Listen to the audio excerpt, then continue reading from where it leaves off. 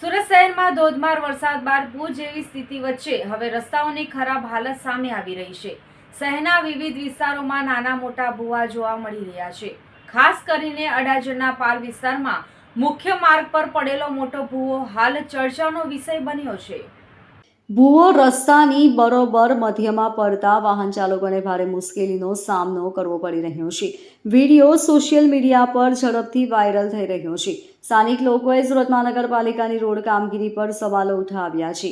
વરસાદ આવ્યા કે તરત જ રોડ તૂટી પડવો તેની દયનીય સ્થિતિ છે અને તંત્રની બેદરકારી અંગે લોકોમાં નારાજગી જોવા મળી રહી છે. લોકોની માંગ છે કે તાત્કાલિક ભૂવો દૂર કરવામાં આવે અને રોડનું મજબૂતપણે પુનઃનિર્માણ કરાશે.